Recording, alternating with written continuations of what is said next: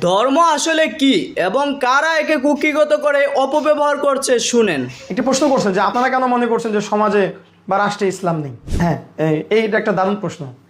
দেখুন, ইসলাম কি আসলে? ইসলাম কি কোনো বস্তু?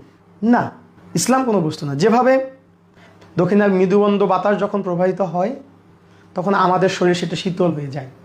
ধর্ম এসেছে মানুষের মুক্তির জন্য, কল্যাণের জন্য, মানুষ নিপীড়িত নির্যাতিত মানুষের হক অধিকার নিশ্চিত করার জন্য। সেটি যখন হচ্ছে না তখন সেটাকে আর ইসলাম বা শান্তি বলার সুযোগ নেই। আমি সেই কথাটি বলেছি। ধর্মের একটি শ্রেণী, তারা এই আকাশের মতো মহৎ উদার এই ইসলামকে তারা ব্যাখ্যা বিশ্লেষণ ফতোয়াবাজি মাসলা মাসাইলগত দ্বন্দ্বে জড়িয়ে যে ইসলাম মানুষকে মুক্তি দেওয়ার কথা, আজকে সেই ইসলাম মানুষের মুক্তি না দিয়ে তাদের পায়ের বেড়ি বা শিকলে পরিণত হয়েছে। কারণ এটা আর সবার পক্ষে মানা সম্ভব হচ্ছে না। কাজেই নাস্তিক্যবাদের জন্ম হচ্ছে।